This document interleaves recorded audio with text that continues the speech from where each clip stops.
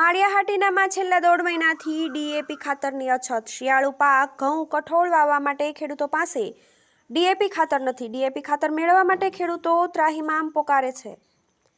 જિલ્લા ખેતી નિયામક અધિકારી સાહેબને માળિયાના ખેડૂત શ્રી પ્રફુલભાઈ મોરી નામના ખેડૂતોની ઉગ્ર રજૂઆતથી 12 ટનની 3 જ ગાડી ખાતર આવ્યું છે। 3 ગાડીનો જથ્થો ખૂબ જ ઓછો છે।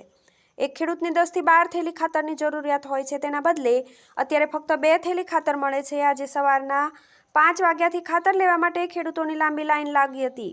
ખેડૂતોને પૂરતું ખાતર નથી મળ્યું। સહકારી ડેપો, ફેડરેશન અને 5 દુકાનો મળી કુલ 10 જગ્યાએ ખાતર વિતરણ થાય છે। અત્યારે 3 સ્થળેથી જ ખાતર આવ્યું છે, તો સરકારે તાત્કાલિક માળિયાહાટીનામાં પૂરતું ખાતર આપવા ખેડૂતોની ઉગ્ર માંગણી। ખાતર નહીં મળે તો શિયાળુ પાક પણ નહીં વાવી શકાય, ખેડૂતો ચિંતામાં। બાઇટ પ્રફુલ મોરી, અગ્રણી ખેડૂત, માળિયાહાટીના। બાઇટ બાલુભાઈ સુખાભાઈ સિંધવ, ગામ વડિયા, ગીર। બાઇટ બાબુભાઈ સિંઘવ, ગામ ઘુમટી।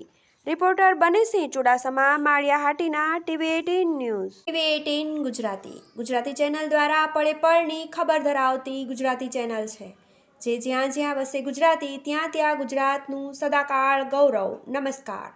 TV18 ન્યૂઝ ગુજરાતીમાં આપનું હાર્દિક સ્વાગત છે। હવે જોઈએ કેટલાક અગત્યના સમાચાર।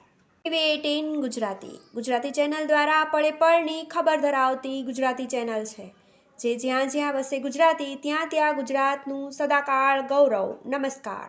TV18 ન્યૂઝ ગુજરાતીમાં આપનું હાર્દિક સ્વાગત છે। હવે જોઈએ કેટલાક અગત્યના સમાચાર।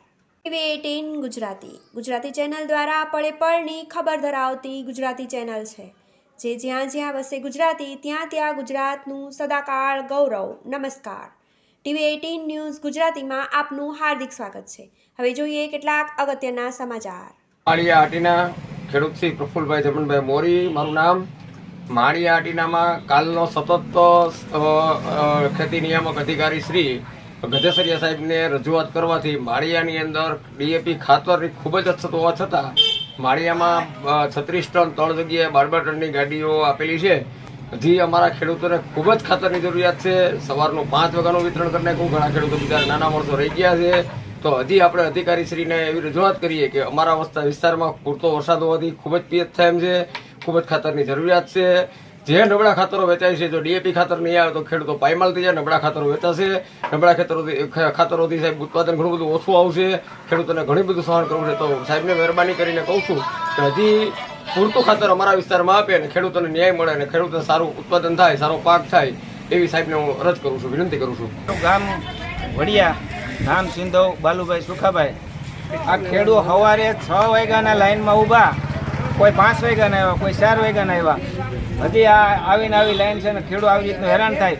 પહેલાં અટાણ સુધી અમને ક્યાંય મજૂર નહોતા મળતા, એ માંડ કરીને મેળ કરીને અમે અમારું ઉપેર બધી હાંસવી, તો અટાણ વાવેતર કરવાનો ટાઈમ આવ્યો તો ક્યાંય ખાતર નથી મળતું, રૂપિયા દેતા પણ ખાતર નથી મળતું। તો આ અટાણે આ સરકારની આંખ ઉઘડે કે ઉઘડતી જ નથી, તો આ લોકોને આવી રીતનું હેરાન થવાનું કાંઈ એના માટે સમય વયો કે પછી તમે બધું ભૂલી જાઓ, તો ગમે તેમ કરી અને ખેડૂતની સગવડ હસવાય અને રૂપિયા દઈને ખાતર લેવું, કોઈને મફતમાં લેવાનું નથી। તો સરકારશ્રીને મારી નમ્ર વિનંતી છે કે તમે ગમે એમ કરી અને આ લોકોની વ્યવસ્થા કરી દો। જય હિન્દ।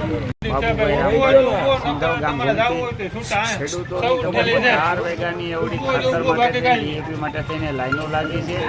આજ સુધીમાં તમને સમજી લ્યો 2 થેલીનું વિતરણ કરે છે। ખેડૂતને 10 થેલીની જરૂરિયાત છે, એને 2 થેલી આપણે પીએફ કઈ રીતનું કરવું અને અવડી લાઈન લાગી હોય અને બહાર આવી અને ગ્રાહકને કહી દઈએ કે હવે તમને સમજી લ્યો 4 જણાની જરૂરિયાત છે, બીજા વયા જઈ ગયો। 4 વાગ્યાના ખેડૂતનો કેવો રસ્તો લે?